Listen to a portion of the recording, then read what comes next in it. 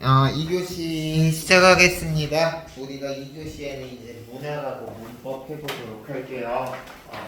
오늘 할 소설 같은 경우는 아홉 켤레의 구두로 남은 사내라는 소설로 너희들이 고등학교 내신 때 교과서나 혹은 교과서가 아니라도 너희들이 외부 지문 같은 데서 내신 때 꼭 한 번씩 볼 작품이고요.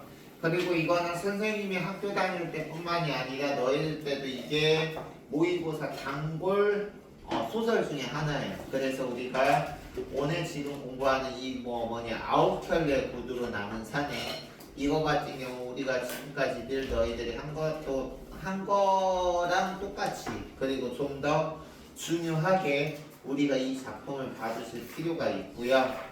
여기서는 너희들이 이 작품 같은 경우에 익숙하지 않은 친구들을 위해서 선생님이 먼저 너희들 교재로 하면 70쪽에 있는 거기 대략적인 어떤 작품 설명하고 나서 그 다음에 이제 지문을 보도록 할게요. 일단 이 작품 보시면 주제가 산업화 이후의 사회에서 소외된 계층의 어려운 삶이라고 나왔는데, 우리가 산업화 시기를 바탕으로 해서 어렵거나 힘든 소시민의 삶을 바탕으로 한 작품은 많이 있어요. 하지만 우리가 이 작품 같은 경우는 여기서 지금 보면 나와 아내와 권씨가 있지만, 여기서는 지금 보면 아내하고 나 권씨가 있고, 그걸 바탕으로 해서 나라는 서술자가 지금 여기서 아내와 권씨에 대해서 우리가 이야기를 하고 있는 부분입니다. 그래서 여기 지금 보면 먼저 권씨를 보면 서술자는 나지만 실제 이 작품의 주인공은 권씨라고 봐야 돼. 그래서 우리가 권씨에 대해서 잘 알아두는 게 좋은데, 먼저 일자리를 구한 실직의 상태다. 근데 여기서 중요한 건 뭐냐? 일정한 직장인이 없으면서도 아침만 되면 출근 복장을 차려입고 밖으로 나가, 이렇게 해서 우리가 제목이 아홉 켤레 구두로 남은 사내인데, 이 작품에서 구두가 의미하는 말을 아는 게 중요해요. 구두는 권씨에게 있어서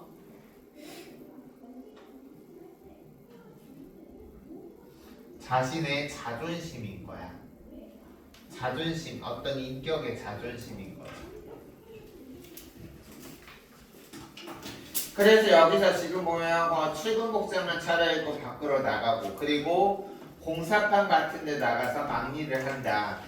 근데 여기서 지금 보면 아내 같은 경우는 해산하는 아내에게 아무 염려 말라고 나에게 실실거리며 흐물거린다. 해산한다라는 거는 이제 아이를 낳는다라는 거죠. 아이를 낳는 해산하는 아내에 대해서 아무 염려 말하고 나의 실실 없고 느물거리고 있다. 그러면 여기서 지금 보면 선생님이 나 지금 여기서 선생님이 하나 실수한 게, 나 지금 이 아내를 권씨 부인으로 봤어.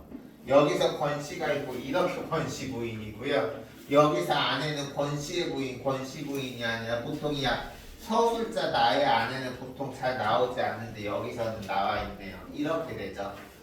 그래서 여기 보면 이렇게 되고 있고, 권씨 부인은 8달 만에, 우리가 일반적으로 10달 동안 아이를 낳는데 8달 만에 만삭처럼 배가 부른다.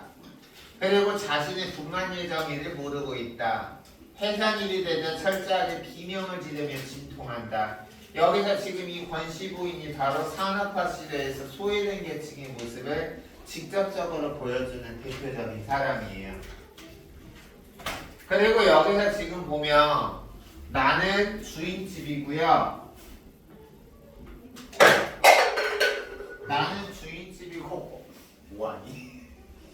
나는 주인집이고, 권씨가 이 나 주인집에 세대가 살고 있는 사람이야. 그래서 여기 지금 보면 내가 세대가 살고 있는 주인집 권씨가 있고, 그 집주인인 내가 권씨에게 부인은 지금 이 상황이니까 병원에 데려가도록 설득하지만 병원 이야기에 느물거리는 거야. 다시 말해서 병원 가라고 해도 잘 움직이지 않는 거야. 왜 그럴까?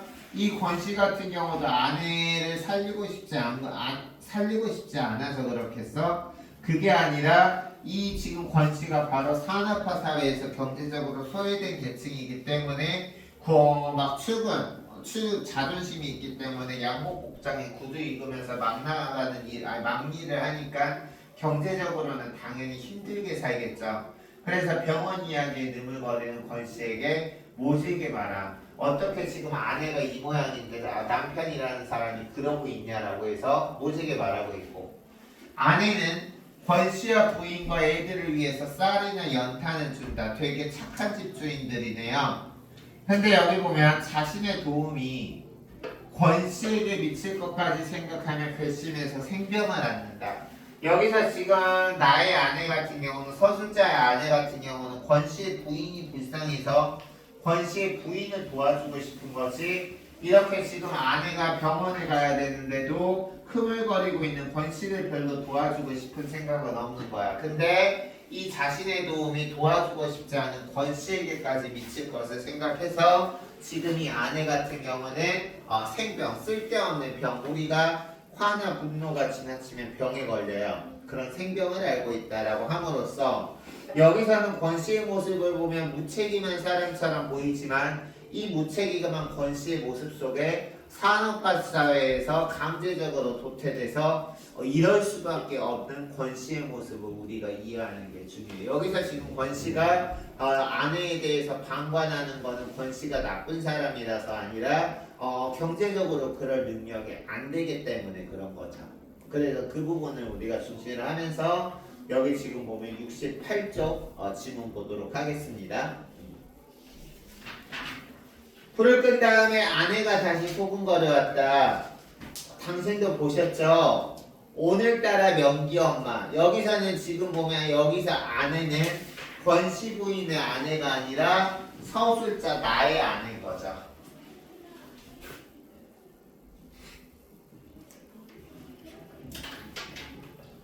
서술자 나의 아내야. 불을 끈 다음에 아내가 다시 소금거려 왔다.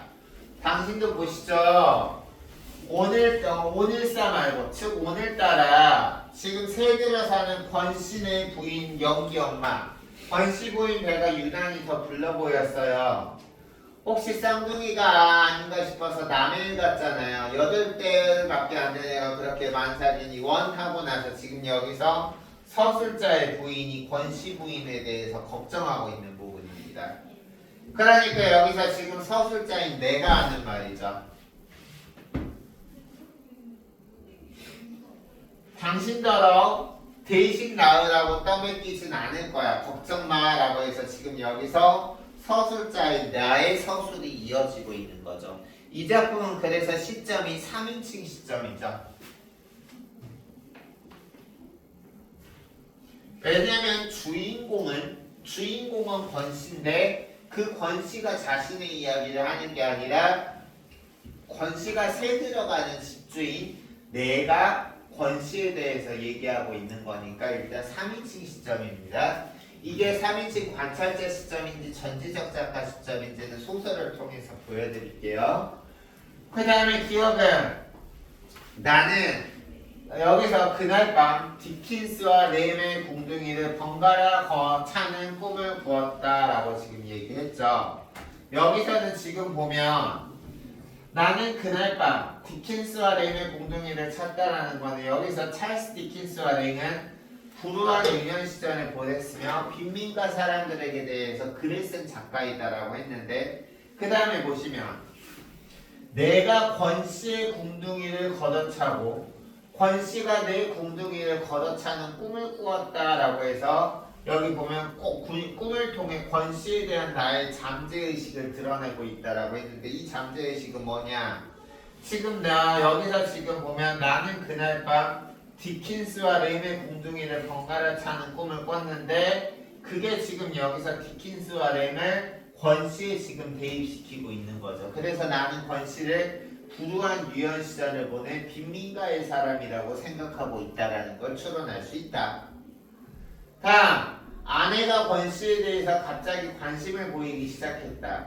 좀 더 정확히 얘기하면 권씨가 아니라 그 권씨 부인에 쏟아질 것 같은 아랫배에 대한 관심이었다.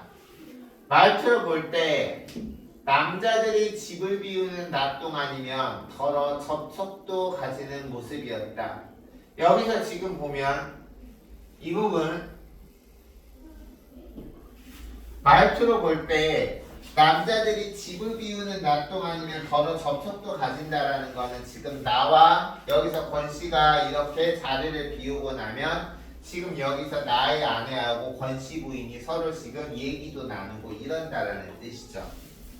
다음 예정일도 모르더라면서 아내는 낄낄낄 울었다. 그래서 여기서는 지금 보면 서술자 아내의 입장에서 보낸 권씨 부인은 출산 준비도 하지 않고 대책 없이 사는 권씨 부인에 대해서 지금 서술자 나의 아내가 부정적인 식을 보여주고 있음이 중요하다라는 거 별표하시길 바랍니다. 다음 임산부가 자기뿐만 예정일도 몰라서 말이 되냐고 핀잔했더니 까짓것 알아도 몰라도 그만 어차피 때가 되면 배 아파서 낳기는 마찬가지라면 태평으로 있더라는 것이다. 이게 바로 지금 여기서 권씨 부인이 출산에 대해서 보이는 태도죠. 권씨 부인이 출산에 대해서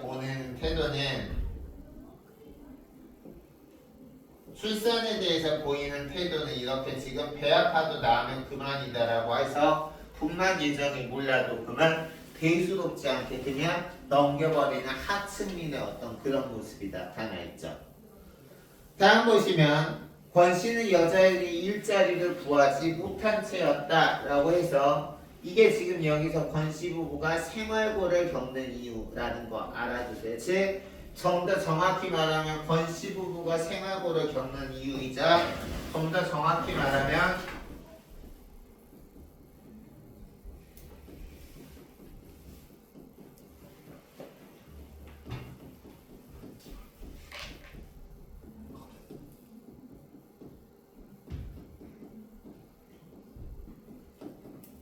이게 되는 거죠. 권씨가 권씨 부인을 병원에 보내지 못하는 이유인 거죠. 그래서 여기 보면 일정한 직장이 없으면서도 아침만 되면 출근 복장을 차리고 뻔질나게 나가보냈다. 이거 같은 경우는 우리가 여기 지금 보면 실제로는 공사판 같은 데 나가서 막일을 함에도 불구하고 양복에다가 구두를 입고 한다라는 거는 너희들 예전에 IMF라고 해서 너희들이 태어나기 전에 우리나라가 국가 부도를 겪었을 때 수많은 실직자들이 생겼어. 그때 우리가 이제 드라마나 이런 데 보면은 남편들이 이제 실직 사실을 숨기고 자식이나 아내한테는 멀쩡히 자기 이렇게 걱정시키지 않기 위해서 출근하는 것처럼 보이기 위해서 똑같이 양복에다가 서류 가방 들고 가는데 밖에서는 이제 당연히 직장 갈 데가 없으니까 공원에서 이렇게 아무 일 없이 멍 때리고 있거나 그런 장면들이 많이 있었어요. 실제는 예전에 그런 모습들이 선생님도 봤던 것 같아. 뭐 한강공원이나 이런 데 가면 대낮에 양복 입은 아저씨들이 가만히 앉아 있거나 아니면 양복 입은 아저씨들이 소주나 맥주를 옆에 든 채 얼굴에 근심이 가득한 채 그렇게 있는 모습들을 나도 봤었어요. 그때는 선생님이 생각했을 때 왜 저 어른들은 지금 이 시간 일할 시간에 왜 저기서 저러고 있지? 라고 생각했는데 지금 이런 거죠. 멀쩡히 직장 자리가 없음에도 불구하고 자기의 체면 혹은 부모들에게 걱정을 시키지 않기 위해서 출근 복장을 차리고 뻔질나게 나가곤 했다라는 뜻입니다. 다음 몸에 붙인 기술도 그리고 타고난 뚝심도 없으면서 계속해서 막일을 하는 눈치였고 그 다음 여기 보면 동준아 놀자 여기서 지금 동준은 동준이죠. 동준아 하고 놀자라고 합창하듯이 길게 외치면서 일단 안방까지 들어오는 데 성공한 권씨 아이들은 끼니 때가 되어도 막무가내로 버티면서 문간방으로 돌아가지 않는 적이 자주 있게 되었다. 이거는 그럼 왜 그러냐? 지금 경제적으로 심해서 당장 먹고 사는 것도 지금 어려운 문제가 된다는 거죠. 끼니 때가 돼도 막무가내로 버티나라는 거는 당장에 먹고 사는 문제조차 지금 어려운 생활고를 겪는 하층민들의 삶의 모습이 나타나 있는 거지. 알겠습니까? 그 다음 볼게요.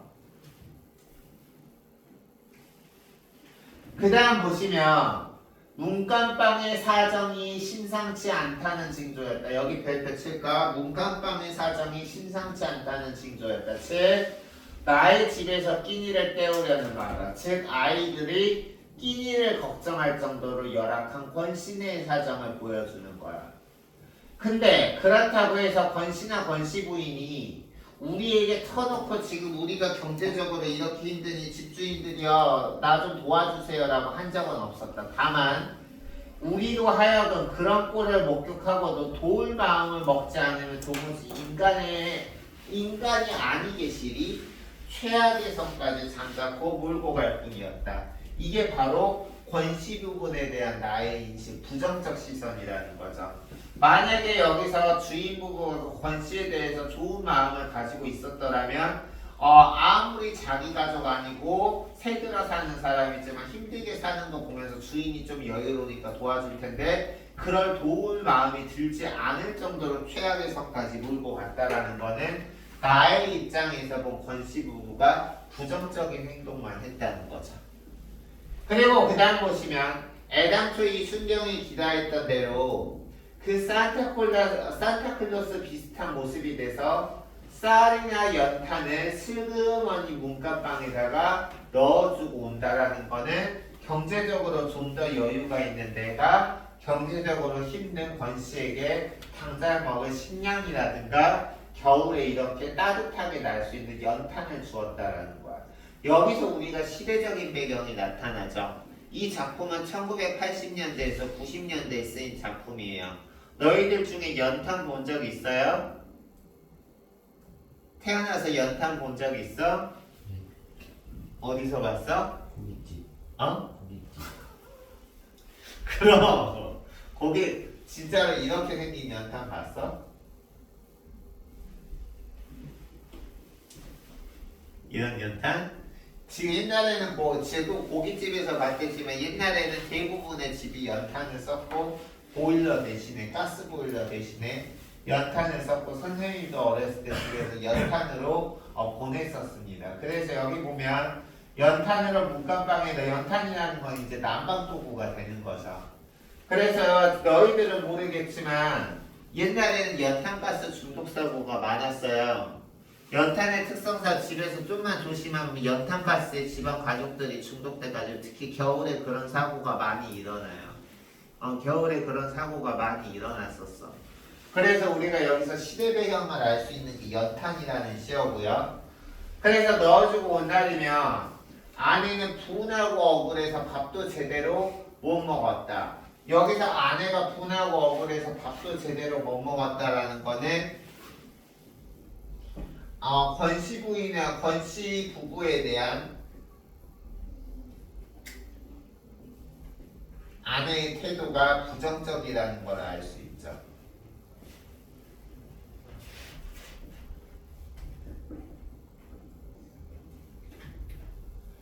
그래서 여기 지금 보면 인부나 철부지애들을 생각한다면 그까지 날려한 선심은 아무렇지도 않다는 주장이었다. 하지만 제게 딸린 처자식조차 병변이 건사 못하는 즉 자기 가족조차 제대로 먹여 살리지 못하는 얼간이 사내. 다시 말해서 서술자의 아내 입장에서 얼간이 사내니까 이 얼간이 사내는 권씨인 거죠. 그래서 권씨에 대해서 지금 서술자의 아내가 반감을 가지고 있으며 그런 얼간이 사내한테까지 자기 선심의 일부가 미칠 일을 생각하면 괘씸해서 잠이 안 올 지경이라고 생병을 앓았다. 다음, 권씨가 여간내기가 아니라고 속삭이던 게 엊그제인 거 벌써 있고 여기 지금 밑줄 치세요. 아내는 새빵을 잘못 내줬다고 두고두고 자탄한다. 밑줄 치세요. 아내는 새빵을 잘못 내줬다고 두고두고 자탄하는 것은 권씨네 시점이 어려워지자 권씨를 여기서 지금 보면 도와주면서도 그 도우는 걸 못마땅하는 아내의 모습이 나타나 있다라고 생각하시면 되겠습니다. 그래서 두 번째 보시면 남편은 여전히 벌이가 시원찮은 상황에서 권씨 부인은 드디어 아이를 낳아야 하는 순간을 맞게 되었다. 진통이 시작된 지 꽤 오래되는 모양이었다. 아내가 그때으로는 점심이 끝나면서도 진통이 왔다 그랬는데 여기서 지금 보면 우리 선생님도 아이를 낳아본 적 없지만 아이를 낳는 고통은 우리가 그 어떤 고통에 비교할 수 없도록 매우 힘들대. 그래서 여기 지금 보면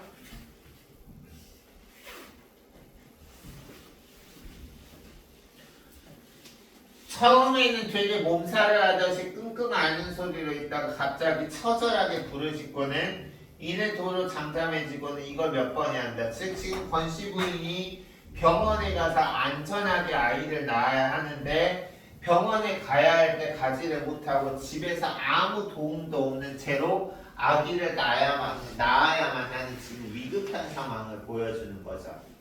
그래서 여기 보면 나로서는 그것이 당을 세뇌준 이후로 처음 듣는 권씨 부인의 목소리였다라고 해서 지금 권씨 부인의 목소리를 이 순간을 통해서 처음 듣고 경험하게 되는 나의 모습이 나타나 있습니다. 그래서 여기 보면은 당신이 한번 권씨를 선택해 보세요. 제가 서너 번 얘기했는데 즉 산부인과 의사인 제가 남편 권씨한테 여러 번 꼭 병원에 오게 해야 된다고 얘기를 했는데 남자가 실실 웃기만 하면서 염려 없다고만 그러네요 라고 병원에서조차 권씨 부인을 걱정하는 거야.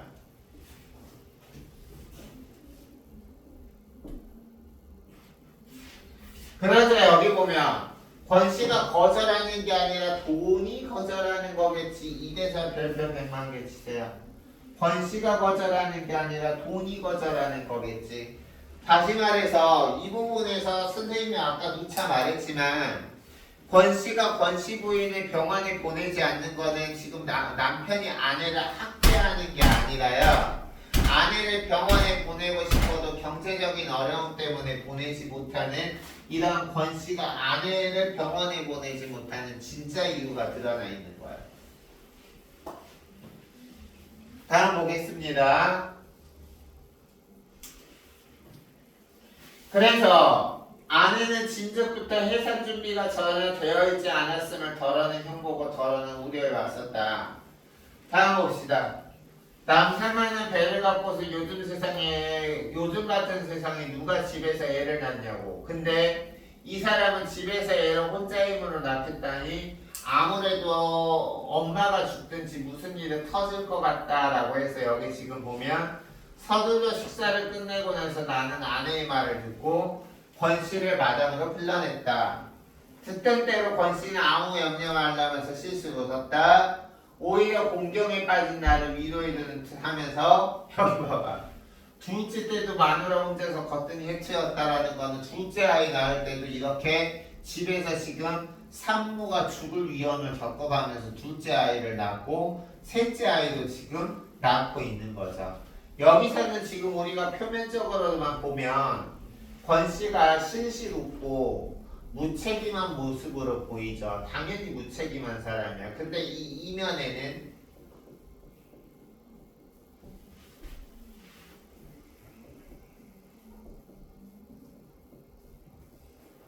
병원에 보내고 싶어도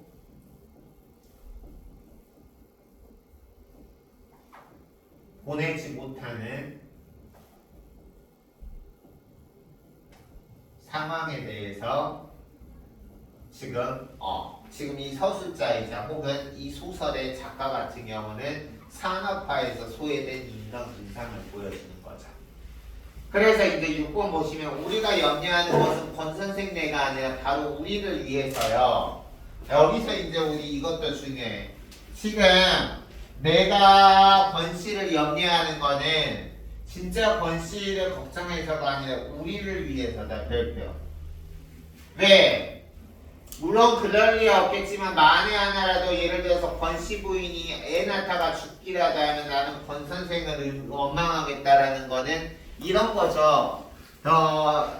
이렇게 집주인의 입장에서 세입자가 들어와야 따박따박 월세도 받고 그런데 집주인의 입장에서 자기 집에서 들어와서 살던 사람 중에 하나가 애 낳다가 죽었다라는 걸 들으면 그 뒤에 이 집에 이렇게 세입자로 월세나 전세로 살려는 사람이 들어오려고 그러게도 안 들어오겠죠. 그래서 자신의 경제적인 이익 때문에 지금 권 씨를 이해하는 권 씨에 대해서 걱정하는 어려운 처지 이웃 앞에서 자신의 피해만 생각하는 이런 소시민적인 모습이다. 꼭 알아두세요. 알겠어요? 소시민적 모습이라는 거는 적어도 소시민적 모습이라는 거는 경제적으로 넉넉하지 않은 사람들이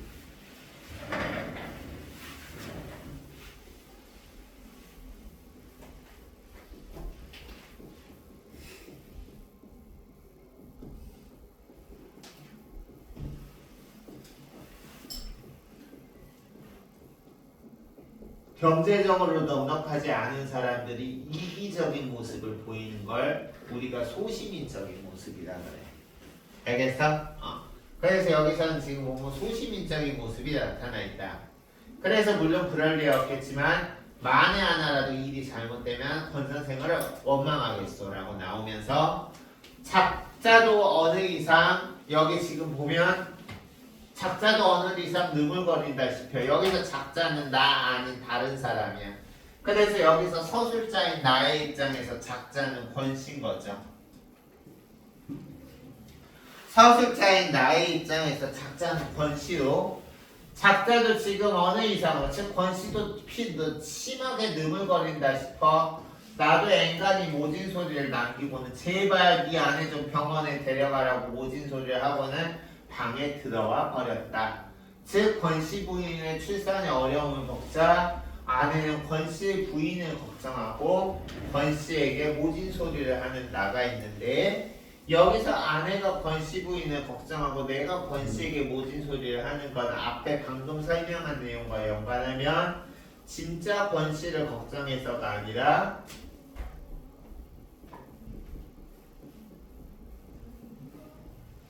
진짜 권씨의 걱정이 아니라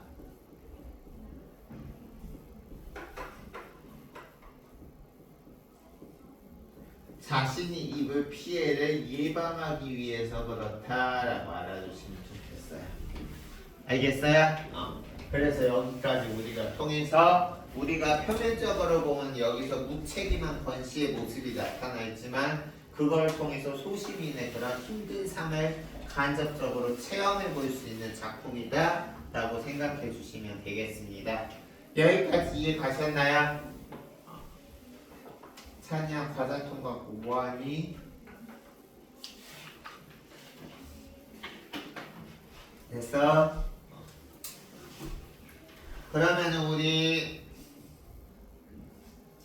68쪽 69쪽 빈칸 채우기 해봅시다.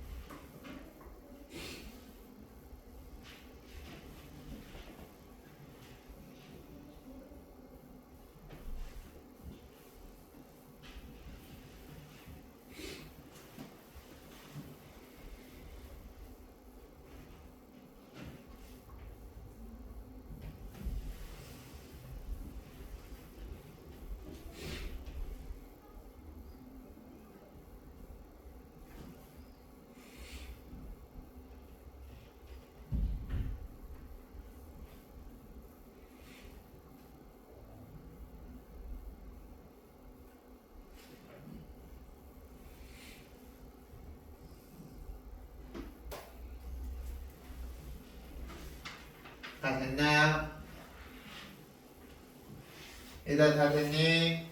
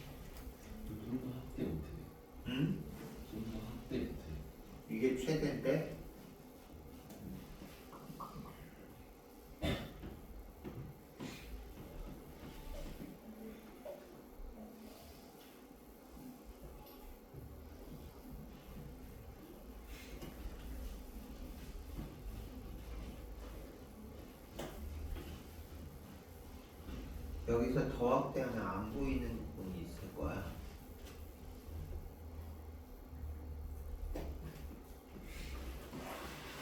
다음 페이지 내려갈게요.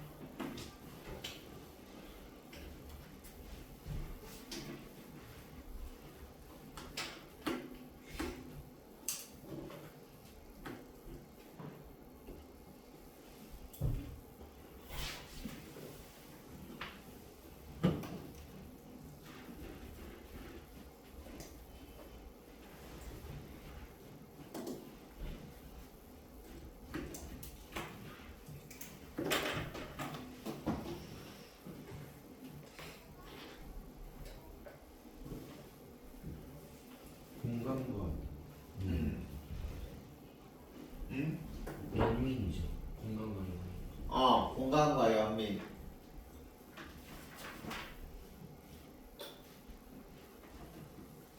그리고 70쪽에 여기 빈칸 채워주시고요.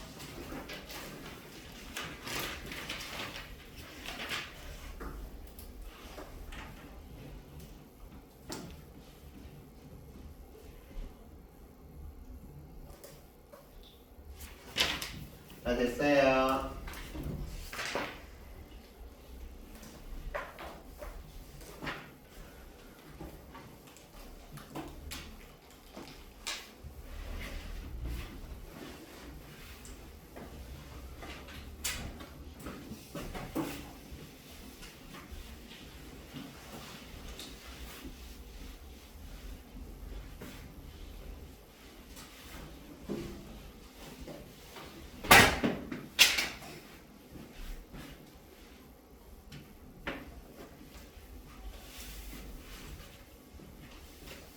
(1번) 윗글에 대한 이해로 가장 적절한 것은 아내는 권신에게 선심을 베푸는 것을 비판하는 나로이는 아니죠.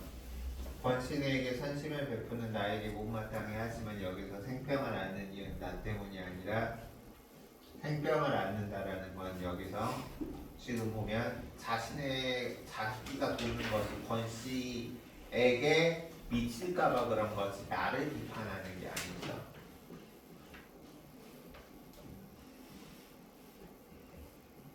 이렇게 적어야 돼. 아내가 권씨 부인을 위해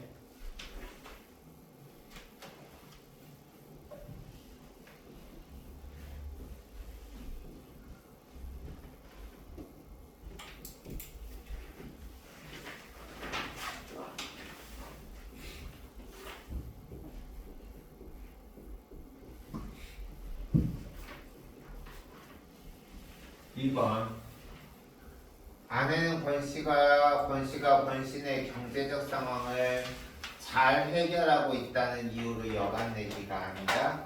아니죠. 지금 여기서 아내가 권씨를 여간 내기가 아니라고 생각한 이유는 경제적 상황을 잘 해결해서가 아니라 여기서 지금 보면 여간 내기가 아니라고 하는 거는 실제로 지금 병원에 보내야 되는데 보내지 않는 그런 부분을 통해서 여간 내기가 아니라고 생각한 거지. 권씨가 경제적인 문제를 잘 해결해서 여간 내기가 아니라고 생각하는 건 아닙니다. 다음 3번. 아내는 권씨 부인의 진통이 시작된 것을 나를 통해 알게 되었다라고 했는데 여기서는 지금 보면 3번 같은 경우는 여기서 지금 보면 권씨 부인의 진통 같은 경우는 여기서 지금 보면 처음으로 지금 권씨 부인의 목소리를 여기서 지금 보면 나를 통해 알게 되었다라고 나왔는데 여기서 고쳐야 될 부분은 무엇이냐? 물론 나 같은 경우는 권씨 부인이 살고 있는 새방에서 권씨 부인이 이렇게 막 아파가지고 막 이렇게 대구르르 구르고 아파하는 모습을 들으면서 내가 권씨 부인의 목소리를 처음 듣긴 했지만 내가 권씨 부인의 목소리를 처음 들었다라고 해서 나의 아내가 권씨 부인의 진통이 시작된 것을 나를 통해 알게 되었다라는 것은 지나친 과대 해석이고 이 지문에 나타나 있지 않습니다. 따라서 여기서 3번은 적절하지 않고요. 다음 4번.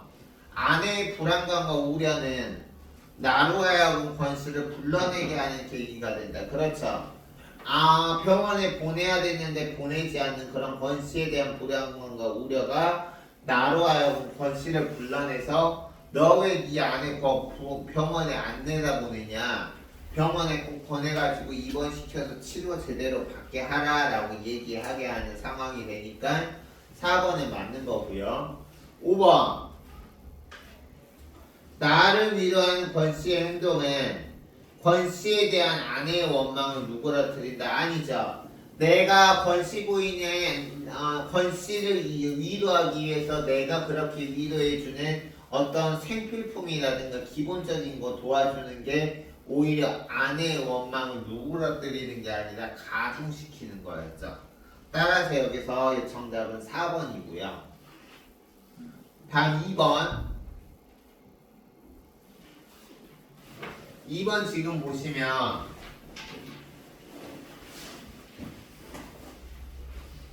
기억 디귿에 대한 설명으로 가장 적절한 것은 이라고 했는데, 여기서는 지금 보면 내가 그렇게 힘들게 지냈던 어떤 불우한 가정 환경을 지냈던 서양 화가들의 꿈을 꾸고 나서 그 꿈을 통해서 바로 나의 꿈을 봤다라는 거는 나의 경험에 대해서 내가 생각하는 권씨에 대한 분석이 드러나 있죠.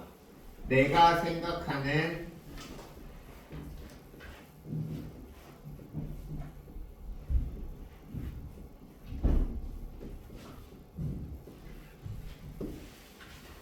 그래서 1번 아니고 2번, 아내의 말을 통해서 다른 사람의 상황을 나타내고 있다라고 했는데, 이음 보시면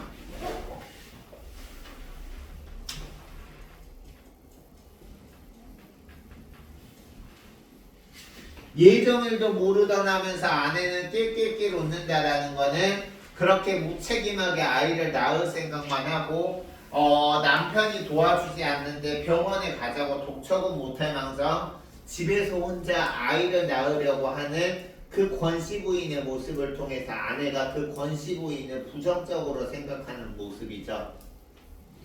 그래서 여기서 지금 보면 2번 문제 같은 경우는 맞죠? 아내를 통해서 다른 인물의 아내를 통해서 다른 인물, 권씨 부인의 상황을 드러내고 있으니까 맞고요. 디귿, 잠깐만, 선생님이 단어 하나 잘못 봤다.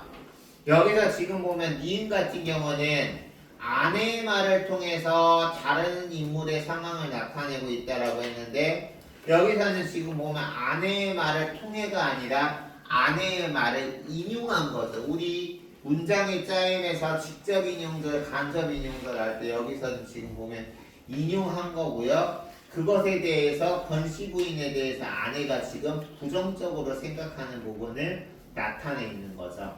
그래서 여기서 2번 말을 통했다, 인용했다 같은 표현으로 맞는 거고요. 다음 디귿 밑줄 치세요. 인물들의 내면을 묘사한다 밑줄 합시다. 인물들의 내면. 여기서는 지금 보면 나를 관찰하고 있는 인물들의 내면이라고 했는데 그게 아니라 내 내면에 드러나 있는 갈등을 묘사하고 있는 거야. 나의 내면에 드러난 갈등을 묘사하는 거야. 디귿 한번 보시면 다만 우리도 하여금 그럴 꼴을 목격하고도 도울 마음을 먹지 않으면 인간이 아닌 적인 최악의 모습까지 간다라는 거는 나하고 권씨 부부에 대해서 어떤 인물과 인물 간의 대립이 있는 게 아니라 그런 권씨 부부의 내 모습을 통해서 나의 내면에 지금 동요와 풍파가 일어나고 있는 거니까 이거는 내적 갈등이지 외적 갈등으로 인물과 인물 간의 갈등이 아닌 것입니다. 그렇기 때문에 여기서 지금 보면 내적 갈등이기 때문에 내면 묘사는 맞지만 내가 관찰하고 있는 인물이 아니라 서술자 나의 내면을 묘사하고 있는 거니까 3번 같은 경우는 적절하지 않고요. 다음 4번 기억과 디귿은 인물들 간의 외적 갈등을 제시하고 있다라고 나와 있는데 이거 역시 우리가 어떤 인물의 내적 갈등이 드러나 있지 외적 갈등은 주로 나타나 있지 않죠. 이 작품 같은 경우는 유능길의 장마라든가 아홉켤레의 구두로 남은 산의 등등은 우리가 보통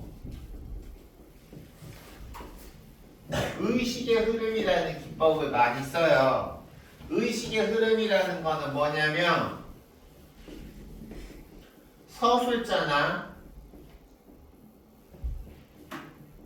주인공의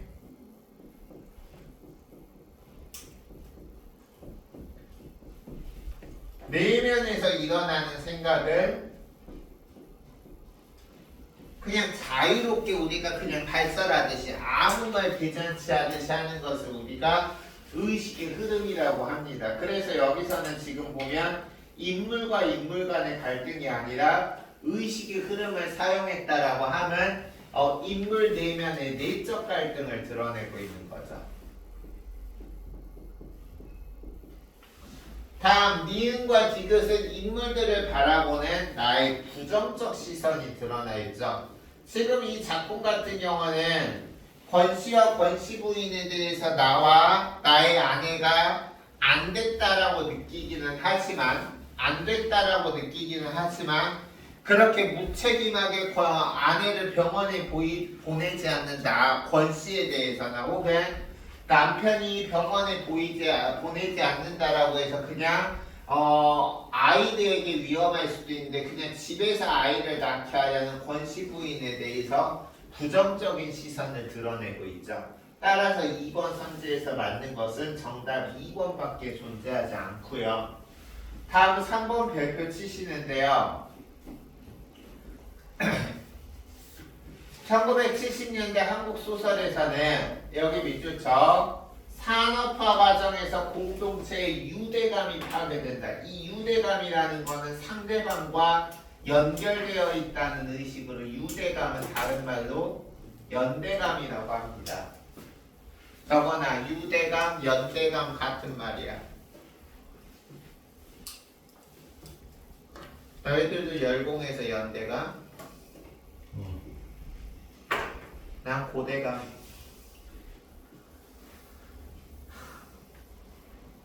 그래서 연대감이 파괴되고 개인주의가 팽배하면서 그 사이에서 고민하는 소심이 대표적으로 나와 나의 아내죠. 저거나 나와 나의 아내요. 왜 대표적으로 드러난 부분이 뭐냐면 권씨 부인이 내 새방에서 애를 낳다가 무슨 일이 날까봐 걱정하고 있는데 그건 진심으로 나와 나의 아내가 권씨의 어떤 경제적 상황이나 권씨 부인의 건강을 염려해서가 아니라 집주인 입장에서 세입자가 살다가 안 좋은 일이 일어나면 그 이후에 자기들한테 나와 나의 아내에게 경제적으로 피해가 올 거라는 지극히 나한테 피해 올까봐 하는 이기적인 생각 때문에 지금 나하고 나의 아내는 권씨와 권씨 부인을 걱정하고 있으니까 이 부분 별표 쳐주시면 좋겠죠. 개인주의가 팽배하면서 그 사이에서 고민하는 소시민이 나타나 있다. 그래서 이게 바로 나와 나의 아내인 거고요. 다음 세 번째 줄, 물질적 가치를 중시하는 세태가 심화되고 계층 분화가 일어나면서 주변구로 밀려난 도시 빈민과 같은 소외계층이 이게 바로 대표적인 권씨인 거죠. 그러면 적절하지 않은 거 1번. 내가 권씨네를 의식하지 않으면서도 여기 보세요. 권씨네 상황에 거리를 두는 거 맞죠? 권씨한테 가라고만 하고 있지만 권씨에 대해서 그냥 뭐 연탄이라든가 그거 겨우 조금 도와주고 그 연탄 같은 거 겨우 조금 도와준 나에 대해서 나의 아내는 못마땅해 하는 모습을 통해서 권씨네 아내의 상황에 대해서 거리를 두고 있는 거 맞고 선생님이 여기서 나와 나의 아내가 소시민의 모습이라고 했으니까 내적 갈등 맞는 거죠. 다음 2번. 권씨가 일정한 직업 없이 막리를 하는 것은 여기서 보기에서 말한 세 번째 줄과 네 번째 줄의 내용과 연계되어 있는 걸로 맞다고 볼 수 있겠습니다. 다음 여기 밑줄 치세요. 아내가 권 씨를 대하는 이중적인 태도. 여기서 아내가 권 씨를 대하는 이중적인 태도는 어떻게 드러나 있어요?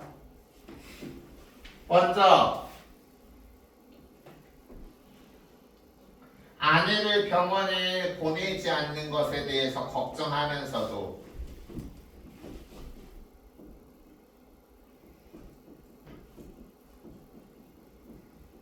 아내를 걱정하면서도 무책임하게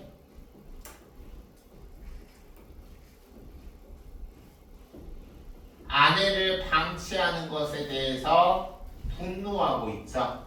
그렇기 때문에 이중적인 태도는 걱정하는 공동체의 의식과 그리고 무책임하게 아내 방치해서 집주인인 자기한테 피해 올까봐 이기적으로 생각하는 개인주의 사이에 놓였다라고 볼 수 있고요. 다음 4번. 권씨 부인이 혼자 힘으로 해산하려는 모습은 소외계층의 처지 맞다고 볼 수 있고 5번. 나가 권씨에 대해서 염려하면서 우리를 위해서라고 말하는 거는 권씨 아내를 권씨가 병원에 보냄으로 해서 권씨도 자식을 건강하게 낳을 수 있지만 여기서 우리를 위해서라는 거는 나도 좀 피해 입지 말고 권씨야 너 우리 집에서 새 살면서 집주인인 나한테 피해 주지 마 라는 이기적이고 개인주의가 팽배해 있는 모습을 드러내는 거니까 공동체적 유대감을 회복하는 게 아니라 개인주의에 팽배한 소시민의 모습을 드러내고 있는 거죠. 그래서 여기서 적절하지 않은 것은 정답이 1번이 되겠습니다. 힘내시고요. 다음 문법으로 넘어가야 되는데 70쪽, 71쪽 여기 구풀 문제풀이 지금 한번 해보세요. 70쪽하고 71쪽 70쪽하고 71쪽 구풀 문제풀이 한번 해보세요. 가인님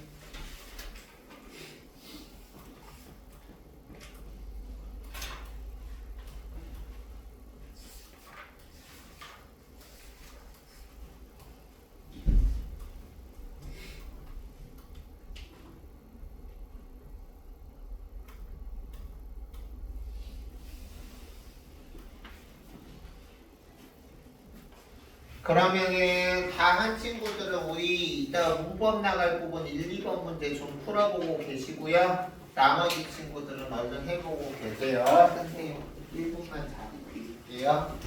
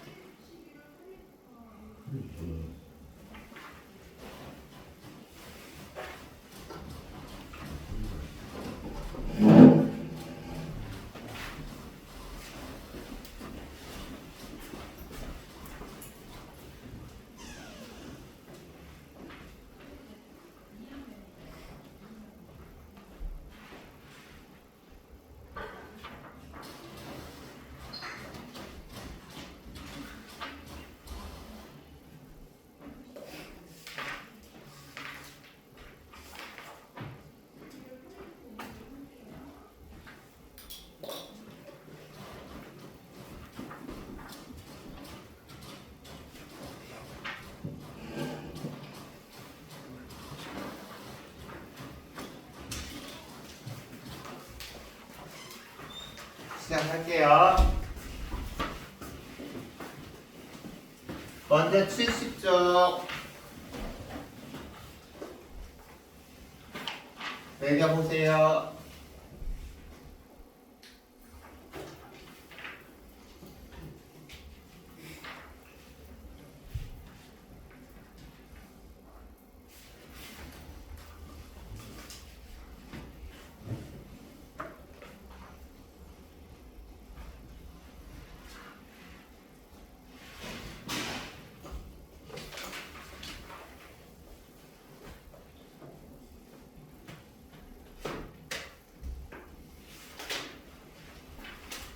다음 71쪽.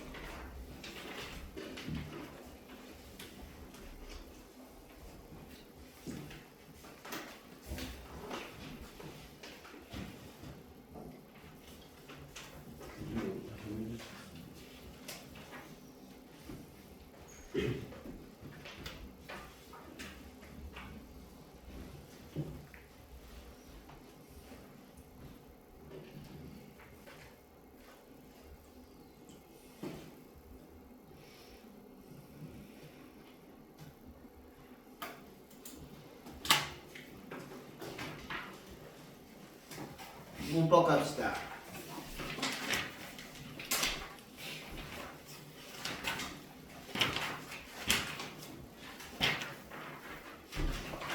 오늘 같은 경우는 형태소를 기본으로 해서 이 형태소를 기본으로 해서 현대국어와 중세국어의 형태소에 관한 세트 문제 하나랑 그리고 3번, 4번, 5번 역시 중세국어에 관한 문제를 우리가 지난주에 이어서 보도록 하겠는데요.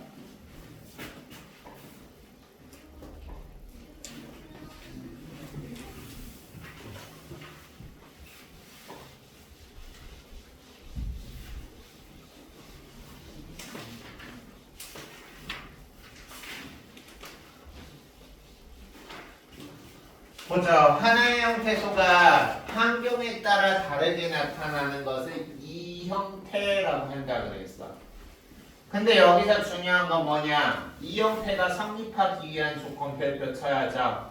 하나의 형태소가 다른 형태소로 나타나더라도 그 의미가 동일해야 된다. 다시 말해서 이와 가는 환경에 따라서 다르게 나타나.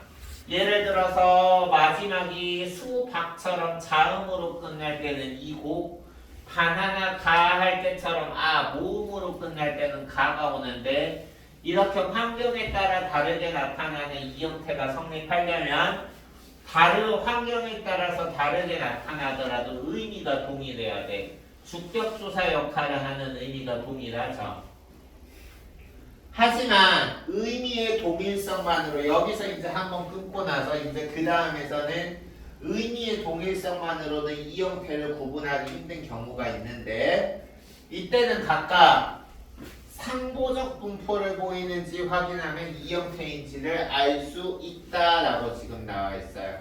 상보적이라는 것은 우리가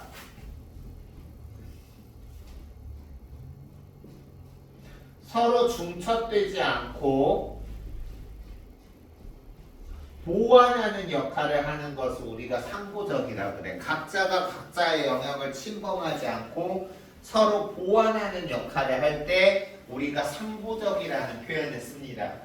그래서 여기 지금 보면 이는 자음 뒤에만 나타나고 주격조사 가는 모음 뒤에만 나타나므로 얘네들은 겹치지 않아.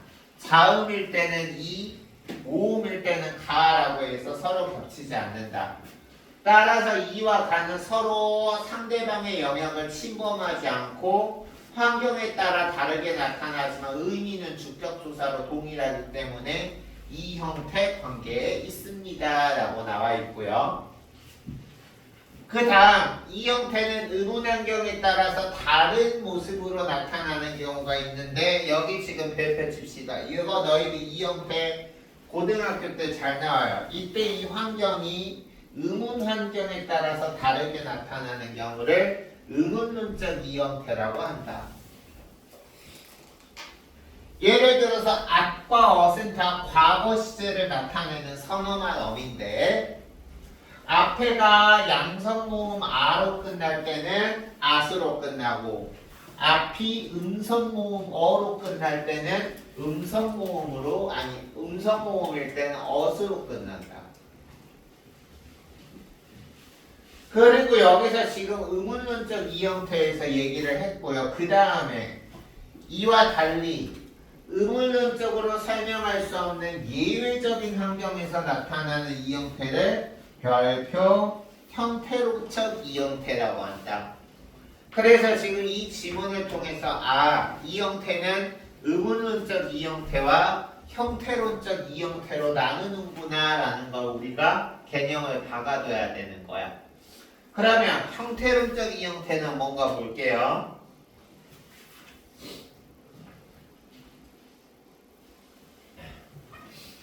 형태론적 이 형태는 여기 봐봐. 우리가 at 같은 경우는 at하고 ot은 둘 다 과거 시제를 나타내는 선어말 어미임에도 불구하고 at은 앞이 양성 모음일 때 그리고 ot은 앞이 음성 모음일 때 쓰이는데 이 여기서 나타난 엿 같은 경우는 우리가 그 양성 모음인지 음성 모음인지만 가지고는 설명할 수 없어. 그래서 여기 보면 하였다에서 엿은 하라는 특정 형태수하고 어울려서만 나오는 거기 때문에 이것은 우리가 양성 모음일 때는 뭐 엿, 음성 모음일 때는 뭐 엿 이런 식으로 의문이 아니라 하다에서 하라는 용언의 어간하고만 결합되는 특정한 어떤 예외적인 경우이기 때문에 엿은 우리가 at, ot과 의문론적인 형태 이 형태가 아니라 형태론적 이 형태가 있다는 거지. 즉 at과 ot은 의문론적 이 형태, at, ot과 yot은 형태론적 이 형태. 마지막 문단. 이 형태는 중세국어에서도 나타나는데 현대국어와의 차이점을 보이기는 한다. 그 차이점이 뭔가 봅시다. 현대국어에서는 부사격 조사 애는 이 형태가 없어. 그냥 다 애면 애야. 근데 우리가 중세국어에서는 암말 모음이 양성 모음일 때는 아이에, 음성 모음일 때는 어이에, 단모음 이 혹은 반모음일 때는 얘가 사용되었다. 이것도 분명히 문제에서 한번 적용될 것 같은 내용입니다.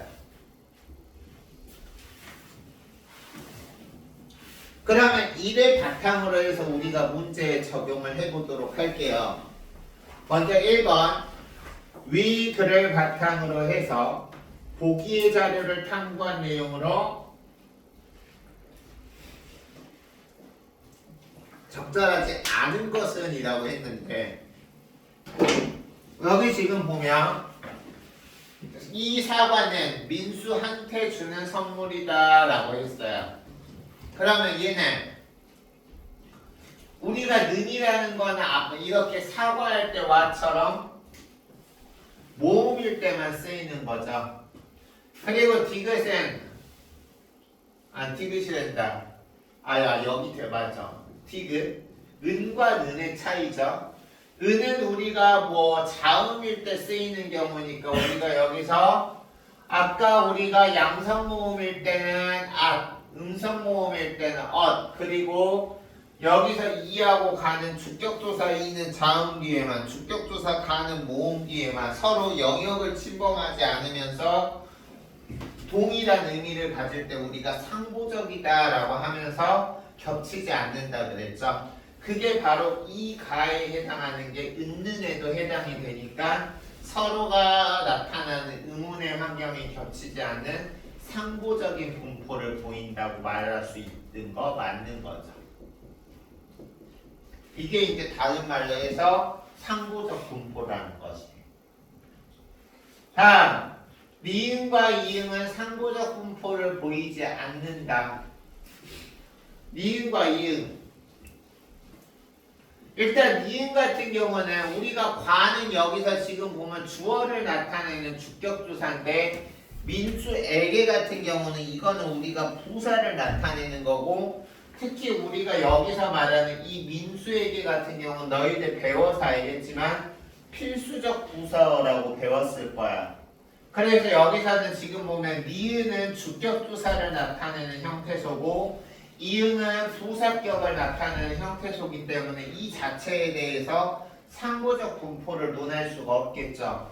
상보적 분포를 논하기 위해서는 우리가 형태는 달라도 하는 역할이 같아야 돼. 주격조사면 주격조사, 목적격조사면 목적격조사 이렇게 하는 역할이 같아야 되는데 여기서 지금 보면 니은은 한패, 니은은 에게라고 했는데 이거 같은 경우는 둘 다 민수임에도 불구하고 어떨 때는 한패, 어떨 때는 에게 이거는 우리가 똑같은 모음 환경이 쓰였음에도 불구하고 자기 마음대로 한태하고 에게로 쓰이니까 이거는 상부적 분포를 보이지 않는 거겠죠. 서로가 서로를 침범하는 거지. 한태도 에게도 서로의 영역을 침범해. 앞에 모음이 왔을 때. 그래서 이거는 상부적 분포를 보이지 않으므로 이 형태가 아니라고 할 수 있다. 맞는 거고요. 다음 리을은 비읍, 지읒과 비교했을 때 여기 지금 보면 리을 여기 있고요. 비읍, 지읒 여기 있는데 이건 다 지금 명령문의 형태소예요. 그래서 리을, 비읍, 지읒은 다 명령문의 형태소인데 여기 지금 보면 특정 형태소와 어울려서 의문문적으로 설명할 수 없다. 여기서 지금 말하는 게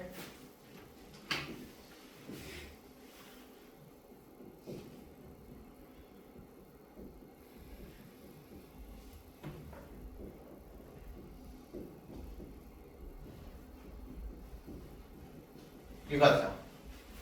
일단 결론부터 말하는 3번 선지는 비읍하고 지읒은 의문문적 이 형태고요.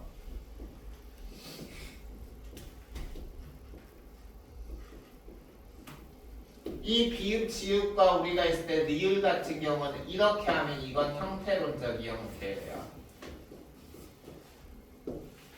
왜? 아라 같은 경우는 앞에가 양성모음일 때 아라를 쓰고 어라는 앞이 음성모음일 때 어라를 쓰기 때문에 이 둘은 의문문적 이 형태지만 우리가 여라 같은 경우는 아까 우리 앗엇이 아니라 하다의 하가 쓸 때는 앗엇이 아니라 엿이라고 해서 형태론적 이 형태를 쓰듯이 여기서도 하다의 하 같은 경우는 형태론적 이 형태로 하라는 특정 용언의 어감과 함께 쓰이는 형태소로 이것은 형태론적 이 형태죠. 그래서 3번 특정 형태소와 어울려서 의문론적으로 설명할 수 없는 즉 형태론적 이 형태가 되는 거 맞고요. 다음 4번 미음과 시옷은 손아래 사람을 부를 때 쓰는 혹격조사로 형태론적 이 형태 관계이겠군 이렇게 했는데 일단 이 둘이 여기서 지금 보면 자기보다 낮은 사람을 부르는 혹격조사인 건 맞아요.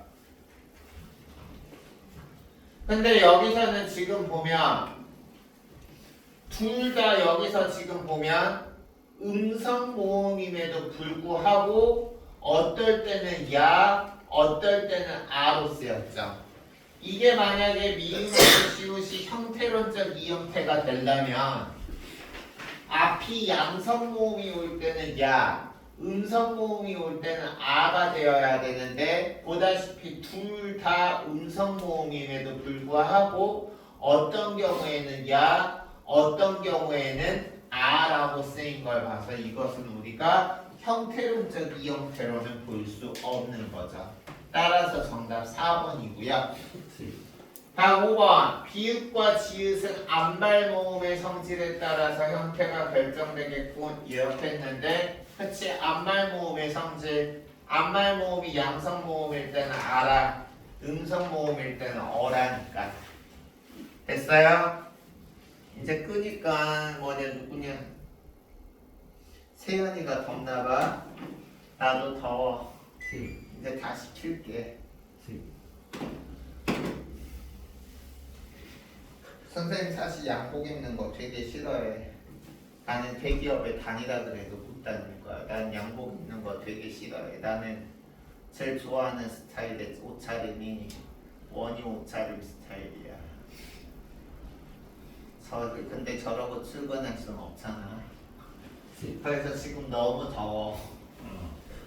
그래서 여기서 지금 보면 맞고 비읍과 지읒 아까 했죠. 양성 모음일 때 알아. 음성 모음일 때는 어라. 그래서 1번의 정답 4번. 쌤, 한시간 먹었다. 쪼꼬 풀게? 얼른 갔다 와.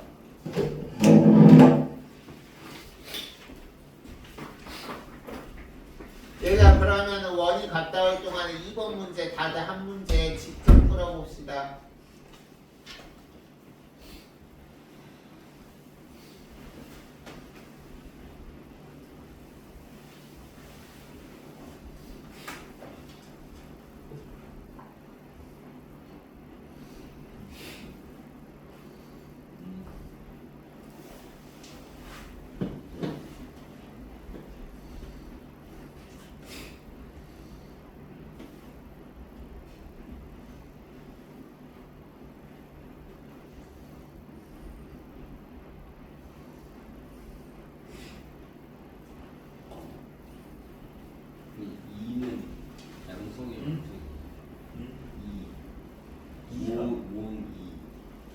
어디? 승민은 허리 할때 어 이가 음성이 서리법이 그 빼기 A 옆에 이거 지금 선생님이 말해줄 수는 없지. 너가 풀어보라고 했으니까 틀려도 괜찮으니까.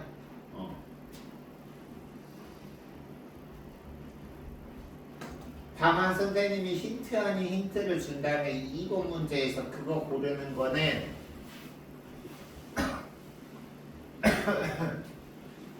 여기 있는 거죠. 봐봐. 이 부분이 정답을 찾는 근거가 되는 힌트지.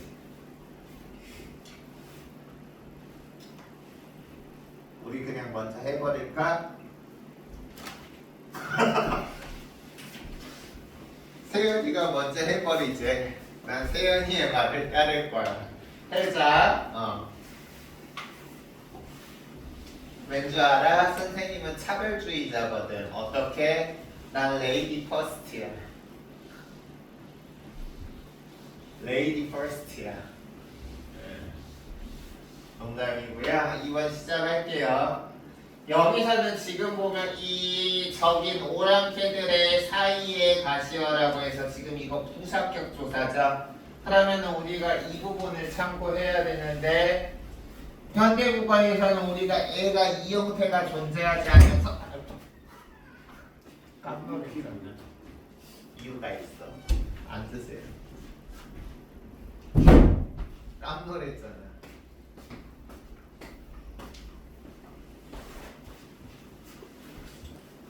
됐어요? 그래서 여기 보면 현대국어에서는 그냥 다 애야. 양성모음이든지 음성모음이었든지 아니면은 그냥 반모음이나 반모음이가 사용될 때 다 애를 쓰는데 중세국어는 이게 이제 이 형태가 존재했고 양성모음일 때는 애, 음성모음일 때는 애, 그리고 단모음이나 반모음일 때는 얘가 사용되었다라고 나왔죠. 그럼 이거 같은 경우는 아까 승민이가 물어봤는데 사이에서 지금 이거 단모음이니까 여기서는 얘가 돼야 되겠죠. 얘. 알겠어? 그리고 여기 지금 보면 세존이 상두산에 가시어라고 해서 여기서도 지금 부사격 조사야. 그러면 부사격 조사인데 상두산에서 양성모음이니까 이 할 때 애가 돼야 되겠죠. 그리고 부천 저승에 해서 역시 부사격 조사인데 음성모음이니까 이때는 이 할 때 애가 되는 거고 이거 같은 경우는 서로가 서로의 영역을 침범하지 못하면서 양성모음일 때는 아이에 음성모음일 때는 어이에 단모음이나 반모음일 때는 얘라고 하니까 서로가 서로의 영역을 침범하지 않으면서 다른 형태를 지니지만 동일한 의미를 갖는 의문론적 이 형태라고 할 수 있겠죠. 알겠습니까? 따라서 정답 1번. 얼마 안 남았다 얘들아. 지금 몇 시에요? 12시 40분. 선생님 20분만 일찍 끊으시면 안 돼요?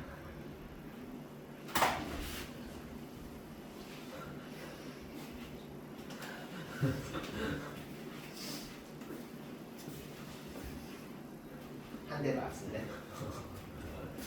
한 대 맞을래? 10분만. 그럼 반대 맞을래? 시작할게요. 다음에 몸을 폐를 꽉! 꽈배기. 한번 배를 꽉 받아. 그러면 3개 2,500원짜리인데. 재밌어. 시작하겠습니다.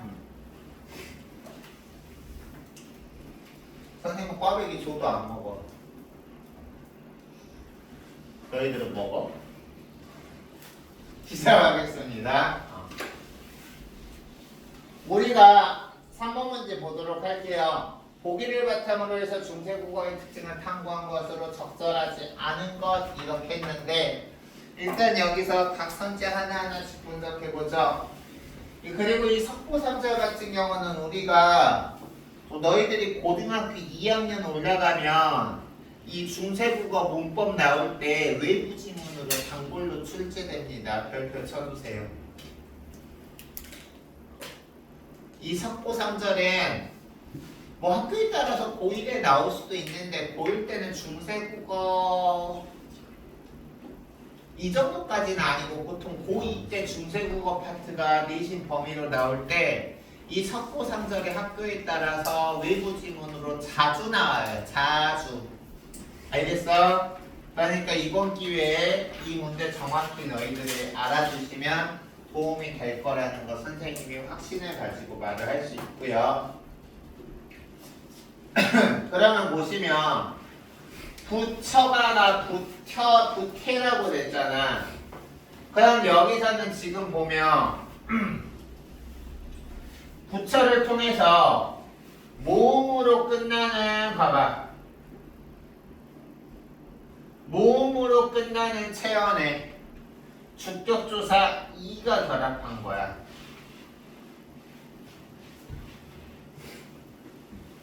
단, 니드샤도를 통해서 두음 법칙이 적용되지 않았음을 확인할 수 있다.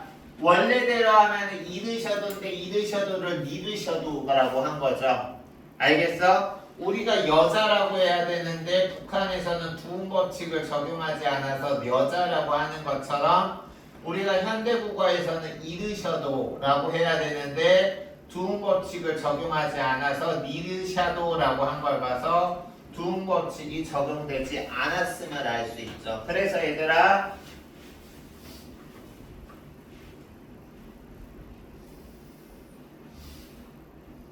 너 왜 뻘짓해?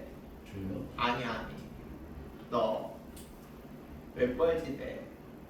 뻘짓하면은 병정역에서 금정역 가서 4호선 환승하고 5.2도 종점에 내려서 뻘에 묻어버린다. 우와. 인천역에서 내려도 되지 않나? 아 그래도 되겠네. 근데 인천은 더 멀잖아.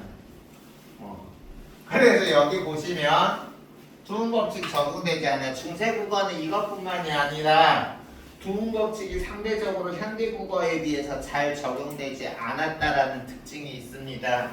알겠습니까? 그리고 다음 종하옵디를 통해서 주체를 높이는 선어말 어미가 쓰였음을 알 수 있다라고 나왔는데 여기서는 지금 보면 이 부분이 우리가 주체를 높이는 선어말 어미라고 착각하시면 안 된다는 거야. 이렇게 착각하면 안 된다라는 거야. 여기서 지금 보면 따르지 여기서 따르다가 따를 종자에서 이게 따르다라는 것이고요.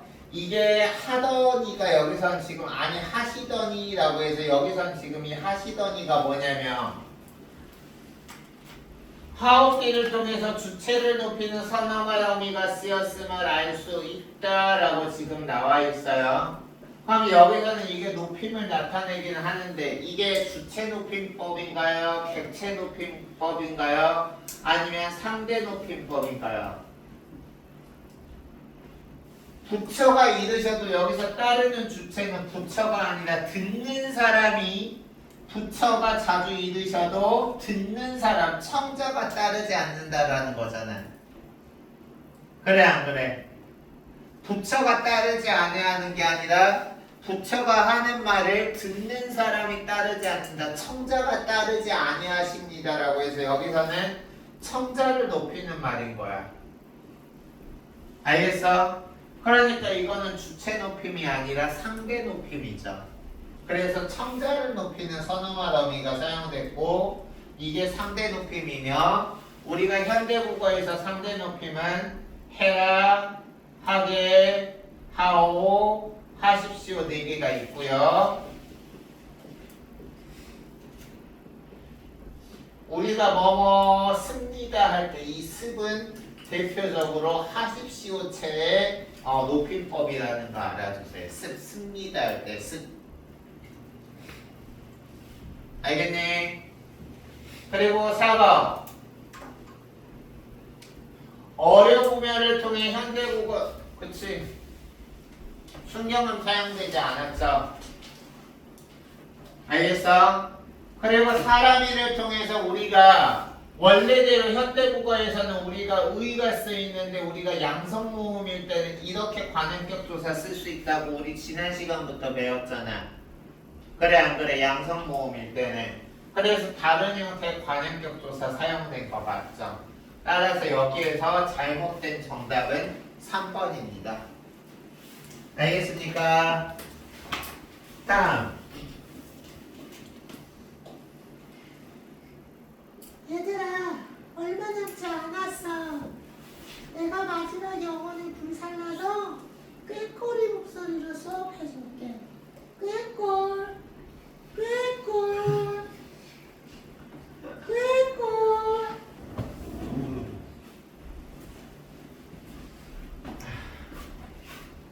나 힘들어. 부엉이 소리 잘 내요. 오늘 나 힘들어. 쌤, 어? 저는 부엉이 소리를 잘 내요. 한번 내봐.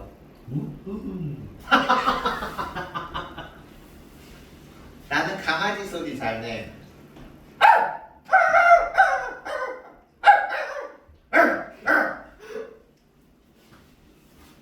나 선생님 개였나봐. 그래서 여기 보시면 4번 자료에 나타난 중세국어의 특징을 참고한 내용으로 적절하지 않은 것 이렇게 봤는데 그치? 이거죠? 그래서 여기 지금 보면 여기서 지금 되는 것을 보니 보조사 은이 있었고 너무도 당연한 거죠. 됐어요? 그래서 여기서는 지금 보면 오역은 눈에 좋은 빛 보고자 귀에 좋은 빛 보고자 라고 했는데 그럼 그 다음 봅시다. 눈에 좋은 빛 보고자가 눈에 좋은 빛 보고자에 대응되는 것을 보니 목적어로 쓰였다라는 것을 알 수 있고 이렇게 해서 여기서 지금 이게 목적어로 쓰였대. 눈에 좋은 이거 지금 현대국어로 해석하면 눈에 좋은 빛을 보고자에서 목적격을 나타내는 목적격 조사가 생략된 거잖아. 그래 안 그래? 그러니까 여기서는 지금 보면 목적어로 쓰인 거 맞는 거죠. 다음 3번 귀에가 귀에 해당되는 걸 보니 이거는 우리 아까 이렇게 배웠지. 현대국어에서는 부사격 조사가 에 하나밖에 없지만 중세국어에서는 부사격 조사가 이 형태가 있었고 양성모음에서는 이에 음성모음에서는 이에 그리고 양성모음도 음성모음도 아닌 단모음이나 반모음 이에서는 예라고 쓰인다라고 했잖아. 기억해? 우리 아까 1, 2번에서 했던 거. 그래서 여기서는 지금 보면 이 위에서 반모음 이가 쓰였으니까 예라는 부사격 조사가 쓰인 거 맞는 거죠. 다음 4번 규훈이 조은에 해당하는 걸 보니 규훈은 관형사형이었고 이렇게 지금 나와 있는데 규훈 어딨냐? 아 여기 있구나. 입에 좋은 맛을 먹고자 라고 할 때 지금 용언의 관형사형이래. 여기 밑줄 쳐봐. 용언의 관형사형. 얘들아 용언의 관형사형이라는 게 무슨 말이야? 용언이 관형사의 역할을 하는 것을 용언의 관형사형이라고 하죠. 여기서는 좋다라는 게 지금 조은이라고 활용이 돼서 여기서 지금 맛이라는 체언을 수식해 주니까 용언이 관형사로 쓰인 거죠. 따라서 4번도 맞는 거고요. 그래서 우리가 관형격 조사에는 의 말고도 우리가 중3 때 우리 문장에 짜인 뭐 관형절을 아는 문장에서 의 말고도 뭐 는, 뭐 르 이런 게 우리가 관형격 조사로 나온다 그랬어. 뭐 좋은 음식, 하는 일, 할 일 이런 것처럼 이게 바로 용언의 관형사형을 가지는 거죠. 알겠어요? 다음 5번 먹고자가 먹고자에 해당하는 걸 보니 고자는 여기서 고자는 종결어미가 아니라 뭐뭐 고자 뭐뭐 고자 뭐뭐 고자 연결어미로 쓰인 거야.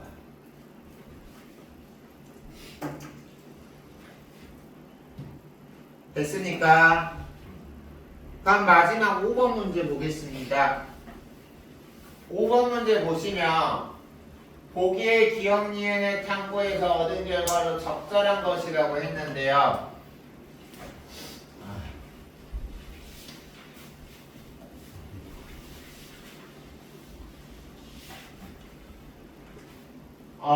시구가 한탄하니 꽃은 눈물을 뿌리게 하고 이별을 슬퍼하니 새조차 마음을 놀라게 한다가 두시연의 초반본하고 중간본에서 어떻게 쓰였는지 볼게요.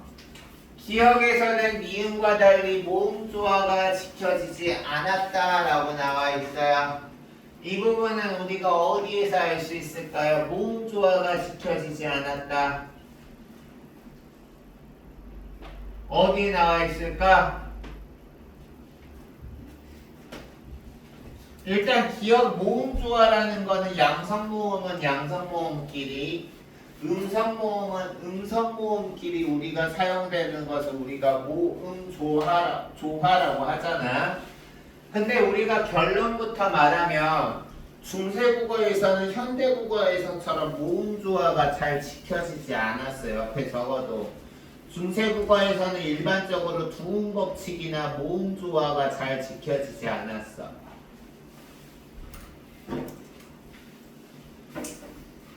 그리고 여기에서도 보면 특별히 모음조화라고 할 수 있는 게 없어요. 모음조화가 특별히 모음조화라고 우리가 할 수 있는 게 없어. 따라서 우리가 여기서는 기억에서는 니은과 달리가 아니라 기억과 니은은 모두 모음조화가 잘 지켜지지 않았다라고 바꿔주셔야 되죠. 됐어요? 다음 2번. 거듭적기하고 이어적기 이거 별표 치세요. 거듭적기하고 이어적기. 거듭적기라는 거는 우리가 이어적기라는 거는 발음 나는 대로 적는 것을 이어적기라고 하고요. 여기서도 지금 보면 마음을 마음을이라고 이렇게 이어적기 했잖아. 알겠어? 알겠니? 그리고 거듭적기라는 거는 뭐냐면 초성에 아니 아음절에 종성의 받침은 초성에 뒤음절에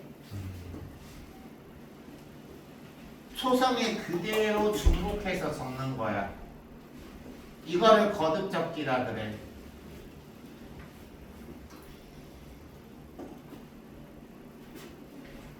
그러면 여기서 너희들이 거듭적기다라고 해서 생각할 수 있는 게 뭐냐면 놀라다인데, 놀라다는 거듭적기가 아니라 그냥 그 자체가 놀라다라는 거잖아. 서프라이즈, 놀라다 원래 쓰는 거잖아.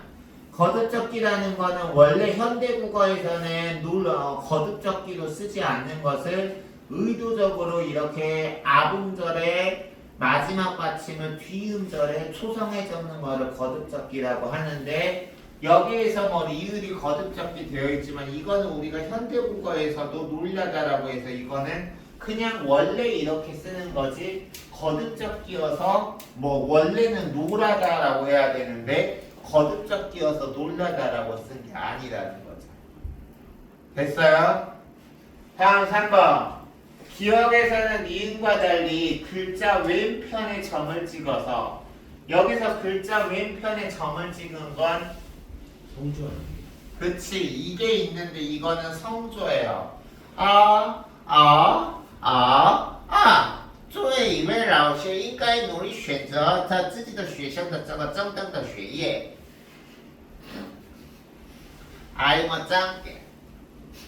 그래서 여기 보면 그래, 이거는 성조지 서술어임을 나타낸 게 아니잖아. 왜 그래? 나 짱게 거 몰랐지? 얘가요. 안 돼요.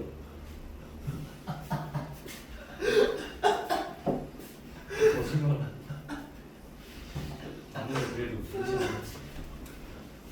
다음 4번. 니은에서는 기억에서 사용되었던 반치음이 사라졌다라고 했는데 여기 지금 나와 있죠. 여기 봐봐.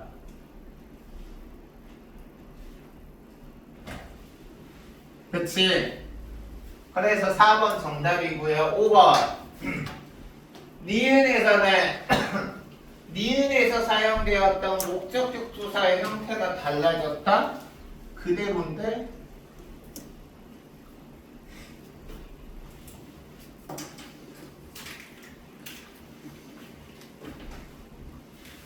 질문. 선생님은 한국어를 잘하는 중국인일까? 중국어를 잘하는 한국인일까? 전자.